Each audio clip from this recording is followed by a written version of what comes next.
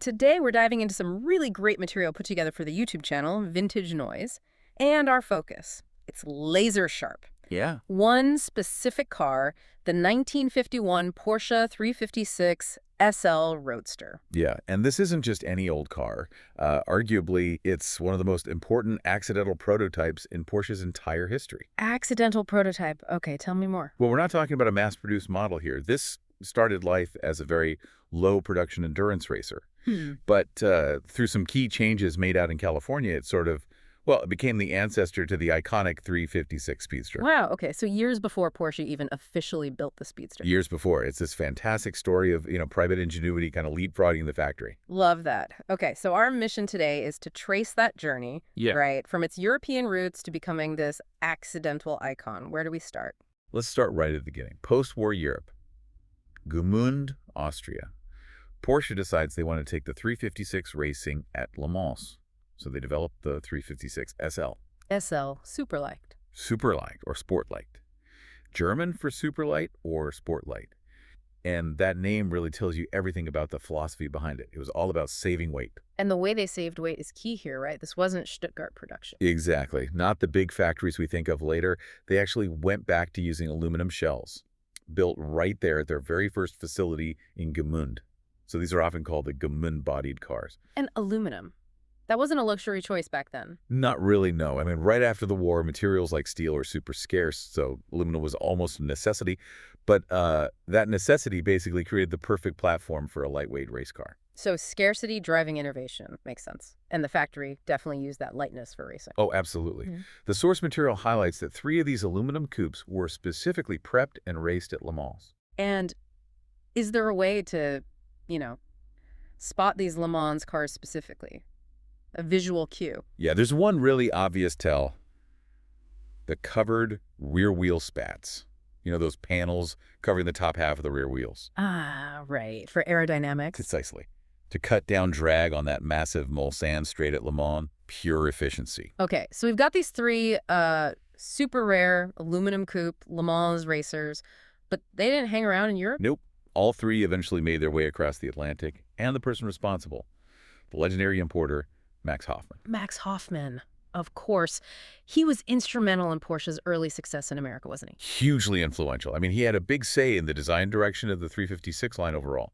Hoffman just knew that these lightweight, kind of exotic European racers were exactly what the American sports car scene needed. Especially the SCCA crowd. Exactly. The Sports Car Club of America. That scene was just exploding. So Hoffman, he shipped all 3 Le Mans cars straight to the U.S. Smart move. And who bought them? Were they collectors or? Racers. Serious racers. Ready to compete in the SCCA. The sources named 3 initial buyers. Fritz Kostler, Ed Trago, and a really key figure here, the California dealer and driver, John von Neumann. Von Neumann, okay, that name sounds important for this story. Very. So these cars, they pretty much immediately started showing up on American tracks. We know 2 ran at the 12 Hours of Vero Beach quite early on. Right. And both Trago and von Neumann were at the 52 Pebble Beach road races. But this is where they started hitting a wall, performance-wise. How so? They were lightweight Le Mans racers. What was the issue? The brakes. Oh, sure. The source material is really clear on this. Their performance was seriously limited by their original mechanical brakes. Mechanical brakes. On a race car, that seems primitive, even for 51, 52. Why was that such a hurdle on U.S. tracks specifically? Was it just stopping power? It was more about heat and fade. Those early mechanical drum brakes, they were probably okay for shorter European circuits, maybe hill climbs. But American road courses back then, often using old airstrips or, wide open roads, they had these long, fast straights dumping into really hard braking zones. Okay, I see. And the mechanical drums just couldn't shed the heat fast enough. They'd overheat, the pedal would go soft. Basically, brake fade. You've got this super light car, but you can't reliably slow it down from speed. Big problem. Definitely a problem if you want to win races. So that technical problem leads us right to the crucial moment, doesn't it? Von Neumann realizes his car is being held back. Right. He's competitive, he sees the issue, and he needs a solution before the next big races in 1952 at Torrey Pines, down near San Diego. And this is where he doesn't just upgrade the brakes. He does something drastic. He does. The aluminum body wasn't enough of an advantage anymore.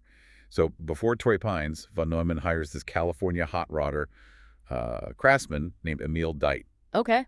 And Deit's job, it sounds almost like sacrilege today. He was told to just remove the coupe's roof, cut it clean off. Oh, so Just chop the top off a rare Gmünd-bodied Le Mans Porsche. That's bold. Incredibly bold. was the thinking purely about weight, or was there more to it, like maybe better visibility on those dusty California tracks or keeping the driver cooler? Well, weight was definitely part of it. Every little bit helps in racing. But yeah, the consensus is that driver comfort and visibility were probably huge factors too. Makes sense. Running a closed car in the California sun. Exactly. Hot, probably poor ventilation back then. Cutting the roof off made the driver cooler, gave them way better visibility, and it dropped the center of gravity a little bit. Plus, yeah, it saved some more weight. And the result of this really radical surgery, it's just staggering when you think about It it. is, because by turning that fixed-head coupe into an open-top roadster, von Neumann and Deit had, well, they basically created the first Porsche speed, the accidental speedster. That's the aha moment right there. Suddenly, in 1952, you've got this functional, arguably beautiful, open-top Porsche racer tearing up American tracks. And you have to remember the context. Von Neumann wasn't just some guy. He was one of Max Hoffmann's main dealers on the West Coast. And Hoffmann was constantly talking to Porsche in Stuttgart, telling them what Americans wanted, what was selling, what was winning races. So you're saying the factory didn't just dream up the speedster concept in isolation a few years later. They likely saw this von Neumann car, or at least heard about its success. It's almost certain they knew. Look at the timeline. Von Neumann does this in '52. Porsche officially starts developing a simpler, cheaper, open-top racer concept shortly after that. Right. The first factory prototype speedsters, they don't show up until 1954. And the production speedster, the one that became a cultural icon, that hit showrooms in 1955. So this modified 51 SL Roadster was out there proving the concept a good 2 to 3 years before Porsche committed. Absolutely. It's a perfect example of racing, specifically American privateer racing, directly influencing production car development back in Germany. It also feels like it taps into this deeper vein in Porsche culture, doesn't it? This constant drive to modify, to reduce weight, to specialize for performance. Oh, completely. That spirit is, it's central to Porsche's DNA. And it's still alive today. Think about Singer vehicle design. Ah, the dynamics and lightweighting study, the DLS. Exactly. That whole project, costing millions, was about taking an existing Porsche platform, the 964, and exploring its ultimate lightweight performance potential through, obsessive engineering and modification. So it's like an intentional, high-budget version of what von Neumann and Deit did out of necessity back in '52? Precisely. It's the same core idea. Take a great car and make it lighter, faster, more focused. It's a direct line from a California chop job to these incredible, bespoke, modern Porsches. Amazing lineage.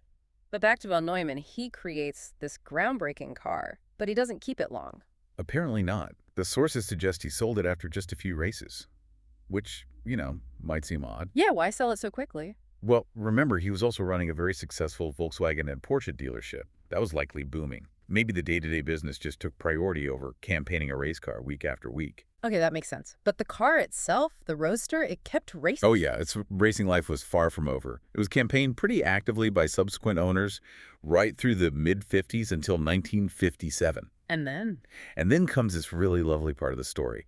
In 1957, it was bought by a guy named Chuck Forge. Chuck Forge, and he kept it for over 50 years. 50 years. He owned that specific, modified, historically crucial car for half a century. Incredible, isn't it? It shows that the modification wasn't seen as like butchery. It was respected. People understood its significance. It became this unique historical artifact, and Forge became its long-term caretaker. That kind of long-term ownership for a modified race car is, well, it's pretty rare. Almost unheard of. It really helped preserve its story, allowed historians to eventually piece together just how important this accidental speedster was. What a fantastic journey for one car. Truly. It says a lot about the racing community, too, that they valued the car's unique history, the modification, and its Gmund roots. Okay, so let's quickly recap this deep dive for everyone following along with vintage noise. We started with one of 3 ultra-rare aluminum-bodied 356 SL coupes from Gmund, raced at Le Mans. Brought to America by Max Hoffmann. Bought by racer and dealer John von Neumann, who found its brakes weren't quite up to snuff for U.S. tracks. Leading him to hire Emil Deit to perform that radical surgery.